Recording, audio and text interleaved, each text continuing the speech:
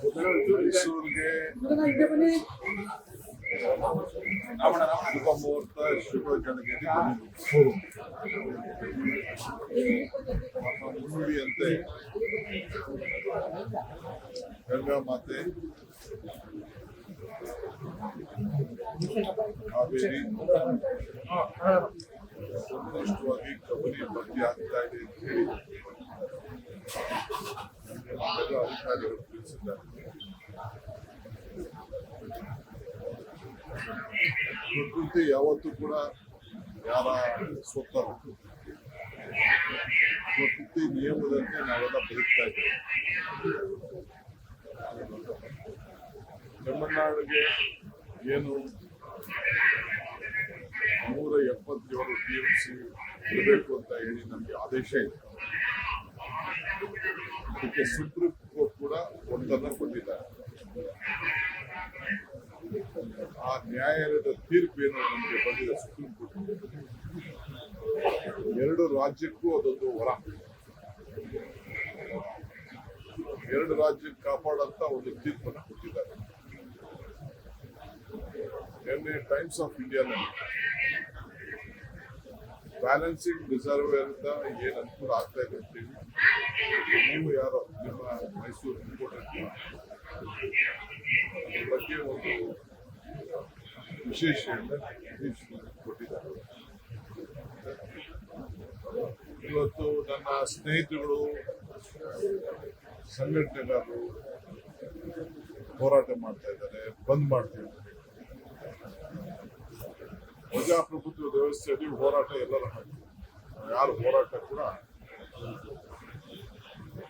ಬೇಡ ಅನ್ನೋದಿಲ್ಲ. ಆದ್ರೆ ಹೋರಾಟಕ್ಕೆ ಹಿನ್ನೆಲೆ ಇರಬೇಕು. ಬರೀ ಮಾಧ್ಯಮದ ಒಂದು ಆಸ್ತಿ ಆಗಬಾರ್ದು.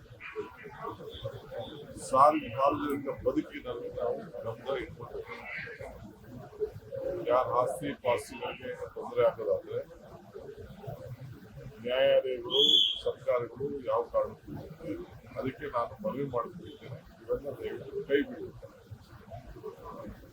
ಈಗ ನಾನು ನೀರು ಬಿಡೋದು ಬೇಡ ಅಂತ ನಾನು ತೀರ್ಮಾನ ಮಾಡ್ತೀನಿ ಅನ್ಕೊಳ್ಳ. ನಾಳೆ ನಮ್ಮ ಸ್ನೇಹಿತಗಳೆಲ್ಲ ಏನ್ ತೀರ್ಮಾನ ಹೇಳ್ತಾರೋ ಅದು ಬೇರೆ ವಿಚಾರ. ಅವ್ರ ಮಾತಿಗೆ ನಾವು ಗೌರವ ಕೊಡಬೇಕು ಅನ್ನೋದು ಆಹ್ವಾನಿಸಿದ್ದೇವೆ. ಬಿಜೆಪಿಯ ಮಂತ್ರಿಗಳು ಮತ್ತು ಸಂಸತ್ ಸದಸ್ಯರು ಪಾಪ ದೆಹಲಿಯಲ್ಲಿ ಬಂದು ಸೆಂಟ್ರಲ್ ಮಿನಿಸ್ಟರ್ ಭೇಟಿ ಮಾಡಿ ಅವತ್ತಿನ ಪರಿಸ್ಥಿತಿಗೆ ಯಾವ ರೀತಿ ತೊಂದರೆ ಇತ್ತು ಅನ್ನೋದನ್ನು ಪಾಪ ಅವರು ಕೂಡ ಸಹಕಾರ ಕೊಟ್ಟಿದ್ದಾರೆ. ಪ್ರಹ್ಲಾದ್ ಜೋಶಿ ಅವರ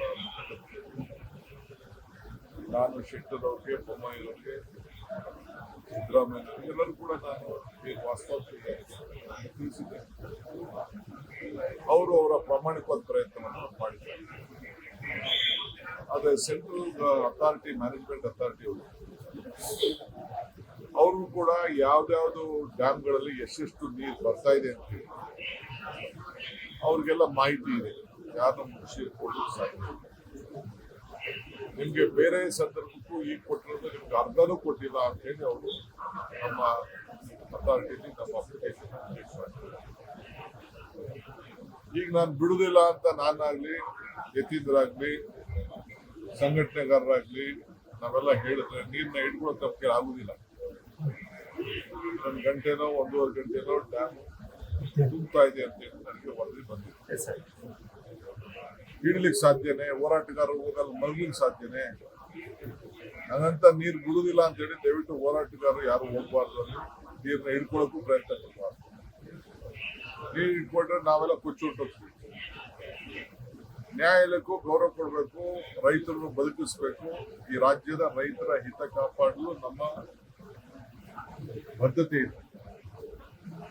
ಬಂಗಾರಪ್ಪನವ್ರ ಕಾಲದಿಂದ, ಎಸ್.ಎಂ. ಕೃಷ್ಣವ್ರ ಕಾಲದಿಂದ, ಸಿದ್ದರಾಮಯ್ಯನವ್ರ ಕಾಲದಿಂದ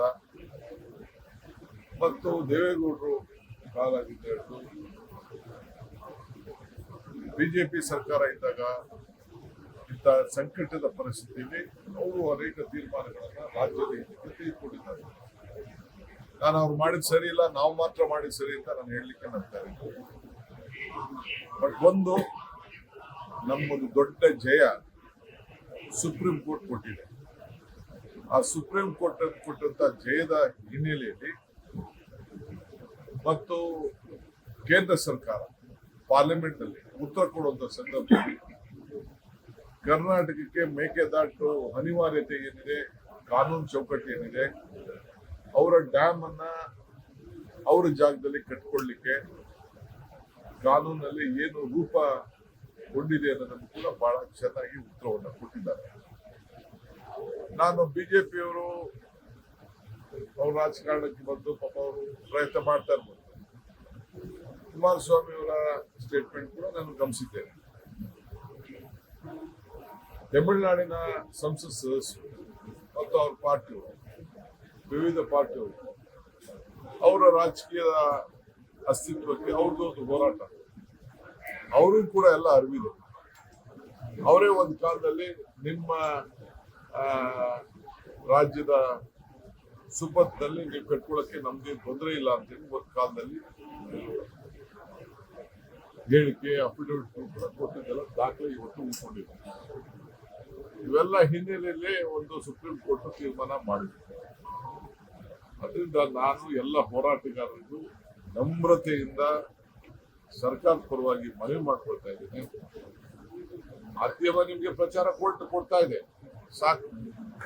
ಆದ್ರೆ ರಾಜ್ಯದ ಗೌರವ ಕಾಪಾಡ್ಬೇಕಲ್ಲ. ಈ ರಾಜ್ಯದಲ್ಲಿ ಎಲ್ಲ ಜನರು ಕೂಡ ಬದುಕ್ತಾ ಇದ್ದಾರೆ. ನಾವೆಲ್ಲರೂ ಕೂಡ ಬಹಳ ಸಂತೋಷದಿಂದ ಸ್ವೀಕಾರ ಮಾಡ್ತಾ ಇದ್ದೇವೆ. ಇವತ್ತು ಕಾನೂನು ಚೌಕಟ್ಟಿಗೆ ಏನು ತೊಂದರೆ ಆಗಬಾರ್ದು, ಜನರ ಬದುಕಿಗೆ ಏನೋ ತೊಂದರೆ ಆಗಬಾರ್ದು. ತಮಿಳುನಾಡಿಗೂ ಏನೋ, ನಾವೆಲ್ಲ ಒಂದೇ ದೇಶದವರು. ಈಗ ತುಂಗಭದ್ರಾ ವಿಚಾರ ಬಂದಾಗ ನನ್ನ ಹತ್ರ ಮಾತಾಡ್ತಿರ್ಲಿಲ್ಲ. ಅದೇ CR ಪಾಟೀಲ್ ಅವರ ನೇತೃತ್ವದಲ್ಲಿ ನಾವು 3 ಜನ ಮುಖ್ಯಮಂತ್ರಿಗಳು ಸೇರಿ ಚರ್ಚೆ ಮಾಡಿ ಆ ತುಂಗಭದ್ರದಲ್ಲಿ ಬ್ಯಾಲೆನ್ಸಿಂಗ್ ರಿಸರ್ವ್ ಮಾಡಲಿಕ್ಕೆ ನಾವು ಒಪ್ಕೊಂಡಿದ್ದೇವೆ. ಅವರೊಂದು ಸಮಿತಿ ಕೂಡ ರಚನೆ ಮಾಡಲಿಕ್ಕೆ ಆಗ್ತಾ ಇದೆ. ಇದು ನಾನು ಮುಖ್ಯಮಂತ್ರಿ ಆದ್ಮೇಲೆ ಇದೊಂದು ಐತಿಹಾಸಿಕವಾದಂತ, ರಾಷ್ಟ್ರಕ್ಕೆ ಒಂದು ಮಾದರಿಯಾದಂತ ಒಂದು ಹೆಜ್ಜೆ. ಸೊ ಇಲ್ಲೂ ಕೂಡ ತಮಿಳುನಾಡು ಮುಖ್ಯಮಂತ್ರಿ ಬರ್ತೀನಿ ಅಂತೇಳಿ ನನಗೆ ಮಾತಾಡಿದ್ರು. ನಾನು ಒಪ್ಕೊಂಡಿದ್ದೆ 3ನೇ ತಾರೀಕು. ಆದ್ರೆ ಕೆಲವು ಸಂಘಟನೆಗಳು ಮತ್ತೊಂದು ಗಲಾಟೆ ಇವೆಲ್ಲ ಸೌಹಾರ್ದತೆಯಲ್ಲಿ ನಡೀಬೇಕು, ಶಾಂತಿ ವಾತಾವರಣದಲ್ಲಿ ನಡೀಬೇಕು. ಈಗ ನಮ್ಮ ಪರಿಸ್ಥಿತಿ ಅವ್ರಿಗೂ ಅರಿವಿದೆ, ಅವರ ಪರಿಸ್ಥಿತಿ ನಮಗೂ ಅರಿವಿದೆ. ಅದಕ್ಕೆ ಮಾತುಕತೆಯಲ್ಲಿ ಬಗೆಹರಿದಾದರೆ ನಾನು ಸ್ವಾಗತವನ್ನ ನಾನು ಬಯಸ್ತೇನೆ. ನಾವು ಅವರ ಹಕ್ಕು ಏನಿದೆ ಅವರು ಪಡ್ಕೊಳ್ಳಿ. ತಮಿಳುನಾಡು ಹಕ್ಕು ಏನಿದೆ ಆ ಹಕ್ಕಿಗೆ ನಾವು ಅಡ್ಡ ಬರುವುದಿಲ್ಲ. ನಮ್ಮ ಹಕ್ಕು ಏನಿದೆ, ನಮ್ಗೆ ನ್ಯಾಯಾಲಯ ಏನ್ ತೀರ್ಪು ಕೊಟ್ಟಿದೆ ಅದಕ್ಕೆ ನಾವು ಕಾಪಾಡೋಣ. ಅದಕ್ಕೆಲ್ಲರೂ ಕೂಡ ಸಹಕಾರ ಕೊಡ್ತಾರೆ ಅಂತ ಭಾವಿಸ್ಕೊಂಡಿದ್ದೇನೆ. ನೋಡೋಣ. ತಾಯಿ ಕಾವೇರಿ ಕೃಪೆ ನಮ್ಮ ಮೇಲೆ ತೋರಿಸಿದ್ದಾರೆ. ಹೋರಾಟಗಾರರು ಅಂತ ನೀರು ಹಿಡಿತೀನಿ ಅಂತ ಯಾರು ಹೋಗ್ಬಿಡಿ. ಹೋಗಿ ಅಡ್ಡ ಗಿಡ್ಡ ಮನೆಯೋಕ್ಕೆ ನೀರನ್ನ ನಾವು ಬಿಡುದಿಲ್ಲ ಅಂತೇಳಿ ಯಾರ ಪ್ರಾಣನೂ ಹೆಚ್ಚು ಕಮ್ಮಿ ಆಗ್ಬಾರ್ದು. ಈಗೆಲ್ಲ ನಾನು ನೋಡಿದೆ ಅಲ್ಲೆಲ್ಲ ಒಳಗೆ ನಿಂತ್ಕೊಳ್ಳೋದು, ಅಡ್ಡ ನಿಂತ್ಕೊಳ್ಳೋದು, ನೀರು ಬಿಡುದಿಲ್ಲ ಅನ್ನೋದು ಸರ್ಟಿಫಿಕೇಟ್ ಯಾವುದೋ ಸಂದರ್ಭದಲ್ಲಿ ಪೊಲೀಸ್ ಅವ್ರಿಗೂ ಹೇಳಿದ್ದೀನಿ. ಅದಂತ ಹೋಗಿ ಒಳೆಯಲ್ಲಿ ಅಡ್ಡ ನಿಂತ್ಕೊಳ್ಳೋದು, ನೀರು ಹೋಯ್ತಾ ಇದೆ ಅಂತ ಹೇಳೋದು, ಕೆಳಗಡೆಯಿಂದ ಹೋಗ್ತಾ ಇದ್ದೀವಿ. ಈಗೆಲ್ಲ ನಾನು ನಿಲ್ಸಕ್ಕಾಯ್ತಿದ್ದೆ, ನಾನು ಇಲ್ಲಿ ನಿಲ್ಸಕ್ಕೆ ಆಗುದಿಲ್ಲ.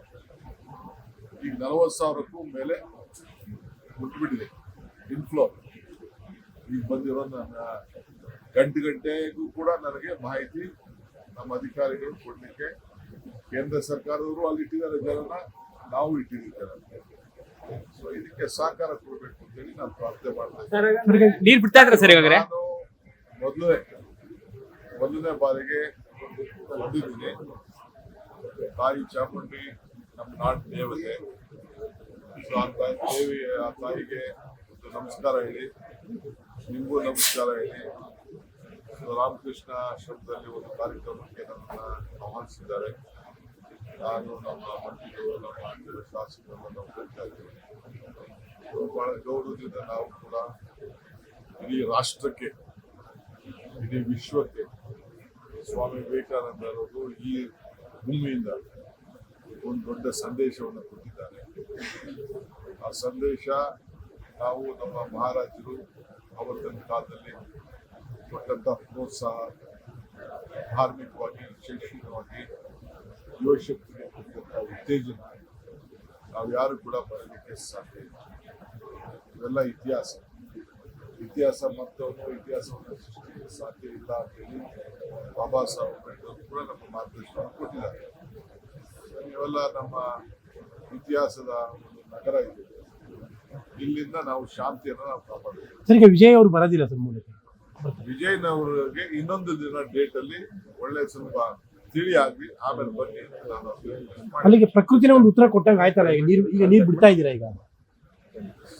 ನಾಳೆ ನಮ್ಮ ಲೀಡರ್ಸ್ ಏನ್ ಹೇಳ್ತಾರೆ, ಲೀಗಲ್ ಟೀಮ್ ಏನ್ ಹೇಳ್ತಾರೆ, ನಮ್ಮ ಮಾಜಿ ಮುಖ್ಯಮಂತ್ರಿ ಏನ್ ಹೇಳ್ತಾರೆ, ಆ ಭಾಗದ ನಾಯಕರುಗಳೆಲ್ಲ ಏನ್ ಅವ್ರ ಮಾತು ಕೇಳಿ. ಬಟ್ ಈಗ 10,000 ಕ್ಯೂಸೆಕ್ ನೀರು ಒಳಗೆ ಬಿಡ್ತಾ ಇದ್ದಾರೆ ಸರ್. ಈಗ 10,000 ಕ್ಯೂಸೆಕ್ ನೀರು ಹೊರಗಡೆ ಬಿಡ್ತಾ ಇದ್ದಾರೆ ಸರ್. ಈಗ ಕಬಿನಿಂದ ಯಾಕೆ ಡ್ಯಾಮ್ ಅಲ್ಲಿ ತುಂಬಿದೆ, 10,000 ಕ್ಯೂಸೆಕ್ ಹೊರಗಡೆ ಬಿಡ್ಲೇಬೇಕು ಸರ್. ಈಗ ನನಗೆ ಗೊತ್ತಿಲ್ಲ, ಇನ್ನಾದ್ರೆ ದಯವಿಟ್ಟು ಅದಕ್ಕೆ ಅಡ್ಡಗಿಡ್ಡ ಹಾಕಕ್ಕೆ ಹೋಗ್ಬೇಡಿ ಅಂತ ಹೇಳ್ತೀನಿ. ಸರ್, ತಾವ್ ಹೇಳ್ತಾ ಇರೋದು ಕಾವೇರಿ ನಿರ್ವಹಣಾ ಸಮಿತಿ ಆಗಿದ್ದು ಒಳ್ಳೇದು ಅಂತನಾ? ಸುಪ್ರೀಂ ಕೋರ್ಟ್ ನ ಡಿಸಿಷನ್ ಅದಾಗಿರೋದಕ್ಕೆ ನಮಗೆ ನ್ಯಾಯ ಸಿಕ್ತು ಅಂತ.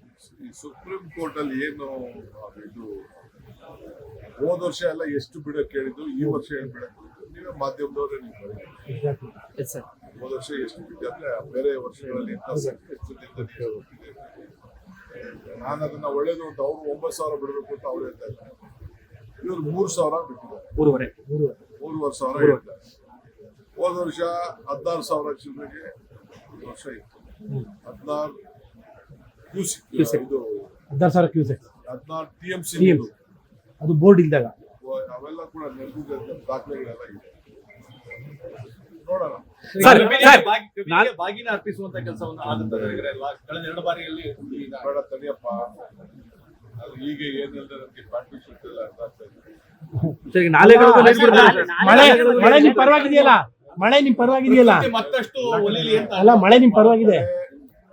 ಯಡಿಯೂರಪ್ಪನವರು, ವಿಜೇಂದ್ರ ಅವರು ಬಂದು ಅಶೋಕ್ ಎಲ್ಲ